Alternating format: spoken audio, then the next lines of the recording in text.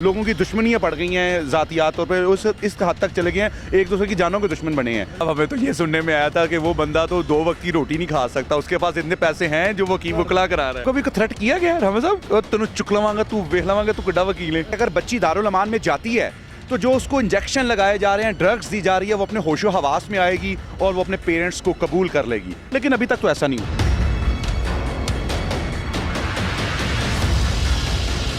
वकला बरादरी इस केस को ख़त्म नहीं होने दे रही, किसी भी तरफ जाने नहीं दे रही ताकि हमें ज़्यादा से ज़्यादा फेम मिले और हमारी दुकानदारी चले। इसमें कितनी सदाकत है। जिस तरीके से ज़हीर की माँ को ओवरऑल कहा जा रहा था कि ज़हीर की माँ की छतरोल, उसको अदालतों में जलील किया जा रहा है कि तुम्हारी बेटी होती तो तुम्हारे साथ ऐसे, आपको नहीं लगता कि उसके पेरेंट्स को भी काफ़ी हर्ट किया है इस सारी सूरत हाल में?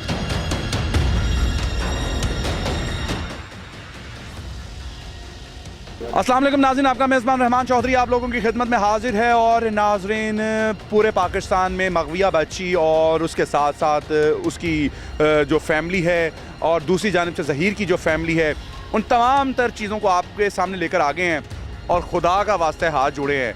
इस केस को जिस तरीके से आप लोग लेकर चल रहे हैं, ज़ातियात के ऊपर ना आए। रामे साहब और इमरान जावेद साहब मेरे साथ मौजूद हैं, इनसे हम गुफ्तगू करेंगे और इनसे आज रिक्वेस्ट भी करेंगे कि अल्लाह दा वास्ता जे अनु किसी इंजाम तक पहुंचा दो। हम लोग भूले हुए हैं बिजली का बिल कितना है, सैलाब आया कि नहीं आया, लेकिन हमें ये ज़रूर पता है कि परी के केस में हमने क्या देखना है। आइए जानते हैं सारी कहानी इनकी ज़ुबानी। ये बताइए कि अवाम को कब तसल्ली होगी कि आपका मौक़िफ़ जिस तरफ आप स्टैंड कर रहे हैं वो सच है? ओवरऑल देखा जाए तो हमने इस केस में बहुत ज़्यादा अचीवमेंट की हैं। जैसे कि एक स्टेज ये थी कि ये खबरें मिल रही थी कि बच्ची जो है वो ख़ुदकुशी कर लेगी या उसका मर्डर कर दिया जाएगा और मुल्ज़मान की कस्टडी में थी। दैन एक स्टेज ये आई कि बच्ची ने ख़ुद एप्लीकेशन दी कि मुझे दारुल अमान भेज दिया जाए क्योंकि उसके मुबैना शौहर के साथ ताल्लुकात अच्छे नहीं रहे। डे 1 से हमारा यही क्लेम था कि माइनर बच्ची जो है वो या गार्डियन के पास जानी चाहिए या स्टेट कोई गार्डियन अपॉइंट करके उसको सेफ कस्टडी में ले ले ताकि उसकी मोडेस्टी और लिबर्टी और दीगर चीज़ों को जो है वो सेव किया जाए। वकला बरादरी इस केस को ख़त्म नहीं होने दे रही, किसी भी तरफ जाने नहीं दे रही ताकि हमें ज़्यादा से ज़्यादा फेम मिले और हमारी दुकानदारी चले। इसमें कितनी सदाकत है? दुकानदारी का क्या है, जो लगाकर मीडिया पे बैठते हैं वो वकील नहीं है। उनमें अगर कोई एक आधे वकील को इंटरव्यू के लिए ले लिया जाता है तो वो अपनी पॉइंट ऑफ व्यू बताता है।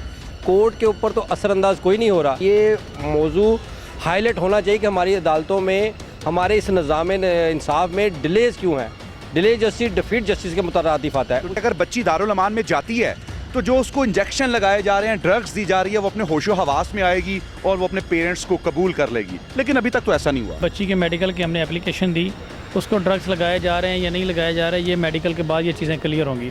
अब मेडिकल होने के बाद हम बच्ची की कस्टडी क्लेम करेंगे, दैन ये फैक्ट सामने आएंगे कि उसने अपना स्टेटमेंट बदला है या नहीं बदला। अदालतें जो हाई कोर्ट हैं, सुप्रीम कोर्ट में शुरू से यही सुनते आ रहे हैं कि जो लड़की का मौक़िफ़ है, लड़की जिस तरफ जाएगी अदालत उस बयान को, उस एविडेंस को ऑन करेगी।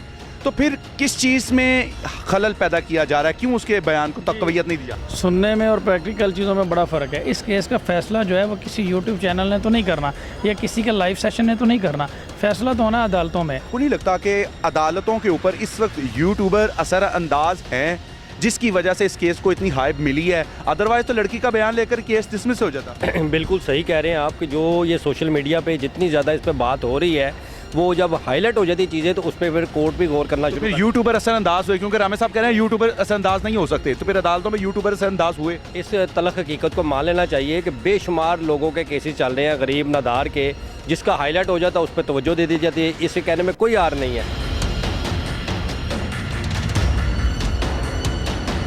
कोई ऐसा लाहेमल आप लोगों ने तैयार किया कि दोनों पार्टीज़ को आर्बिट्रेटर के थ्रू बिठाकर आमने सामने इनकी सुलह करवा दी जाए? देखें, सुलह जो है वो तो किसी इनोसेंट पर्सन के अगेंस्ट की जाती है।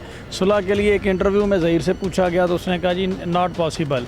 ठीक है, उसकी जो एक लैंग्वेज है वो हार्ड एंड डेस्परेट क्रिमिनल वाली है। ठीक है, वो विक्ट्री साइन बनाता है एक मजलूम पेरेंट्स के खिलाफ। किसी की बच्ची अगर चली जाए, मुझे बताएं कौन सा पेरेंट जो है वो एफर्ट नहीं करेगा? क्या अगर कोई शख्स अपनी बेटी को सेव करना चाहता है, कानूनी रास्ता इख्तियार करता है, तो क्या आप उसके अगेंस्ट विक्ट्री साइन बनाएंगे, उसको चैलेंज करेंगे? रामेश साहब, जिस तरीके से जहीर की माँ को ओवरऑल कहा जा रहा था कि जहीर की माँ की छतरोल, उसको अदालतों में जलील किया जा रहा है कि तुम्हारी बेटी होती तो तुम्हारे साथ ऐसे, आपको नहीं लगता कि उसके पेरेंट्स को भी काफ़ी हर्ट किया है इस सारी सूरत हाल में? सर डेफिनेटली कहीं पे मेहदी साहब ने किया है, उनको हर्ट बताएं। अगर पुलिस ने 10 लोग जो अब मैं नॉमिनेट, यूट्यूबर्स की बात कर रहा हूँ, यूट्यूबर्स ने तो बहुत लताड़ा है, उसको बख्शा ही नहीं है, उसकी माँ को सरेआम जलील किया है, तो वो अपना रिवेंज कहाँ निकाले, वो अपनी गुस्से का इजहार कहाँ सर करे? मैं यहाँ पे यूट्यूबर्स के सवालात का जवाब देने के लिए तो नहीं आया। मैं तो आपको अदालती बात करूंगा। नहीं, आपने कहा है कि वो क्रिमिनल है, मैं आपके यूट्यूबर्स के सवालों के जवाब नहीं ले रहा। आपने ये कहा कि वो क्रिमिनल, उसका एटीट्यूड है, स्टाइल है, वो विक्ट्री के साइन बनाता है और वो कहता है कि मैं किसी सूरत सुलह नहीं करूंगा। मेरा मौक़िफ़ ये है कि वो ये उस सूरत में कह रहा है कि उसके पेरेंट की भी तस्लील हुई है, तो इसमें क्या वो? सर मैं क्लियर कर देता हूँ, क्रिमिनल कैसे है। एक शख्स लाहौर हाई कोर्ट से प्रोटेक्टिव बेल करवाता है, देन उसकी मुद्दत गुजर जाती है, चीट करके पहुंच जाता है भावल नगर बेंच में, वहाँ से डिसमिस होती है, मुल्तान बेंच में आ जाता है। ठीक है, इसको हम कहते हैं हाइड एंड सीक। ये आपका करैक्टर शो कर रहा था, आंख मचोली खेलना। तो रामेश साहब, हमें तो ये सुनने में आया था कि वो बंदा तो 2 वक्त की रोटी नहीं खा सकता, उसके पास इतने पैसे हैं जो वो वकला करा रहा है। सर ये बातें ऑन रिकॉर्ड हैं। क्या उसने 3 जगहों से बेल नहीं करवाई? वो कराची से बाई एयर नहीं जाता रहा? क्या सिंध पुलिस ने नहीं कहा कि हमने 30 लाख रुपए इसके ऊपर एक्सपेंस किए? ये मैं तो नहीं कह रहा। तो अब इंशाल्लाह होप करते हैं हम कि जो ये केस है ये एक प्रेसिडेंट बनने जा रहा है हमारे मुल्क में, कि छोटी उम्र की बच्चियों की चाइल्ड एज मैरिज को जब कानून नहीं है तो ये ऐसे क्यों प्रमोट? और अगर उसके हक में चला गया फिर?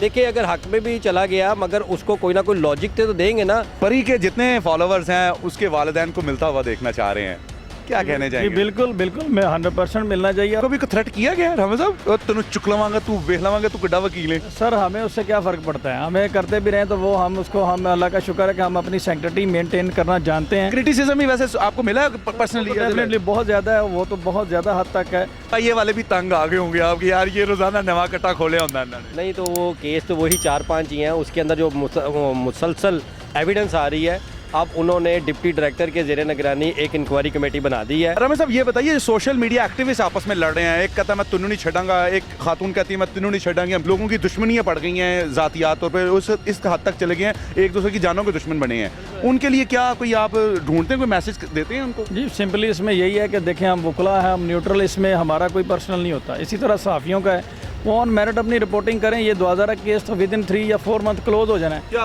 उसके बाद आपने उधर ही रहना है, और ये आप पूरा एक आपका जो प्रोफेशन उसकी बदनामी करवा रहे हैं। ज़िंदगी में जब भी आप अपने नज़रियात पर चलते हैं तो नज़रियात की जो जंग है वो नज़रियात पर ही होनी चाहिए। ज़िद के साथ अपना मौक़िफ़ किसी पे ठोंसना नहीं है, आपने दलाइल से, अपने अखलाक से उसको मनवाना है या लोगों तक पहुंचाना है। हमेशा न्यूट्रल का रोल ही प्ले करना है, और जब भी आप ज़ातियात पर उतरते हैं तो फिर ही खून खराबा होते हैं, धमकियाँ मिलती हैं, जान की बाजियों के जो थ्रेट्स मिलते हैं वो उसी सूरत हाल पे होते हैं। परी का केस की सारी सूरत हाल आपके सामने रखी है रामेश साहब और इमरान जावेद साहब ने, अपने तमाम तर चीज़ें आप लोगों के सामने। इजाज़त दीजिए, अल्लाह निगहबान।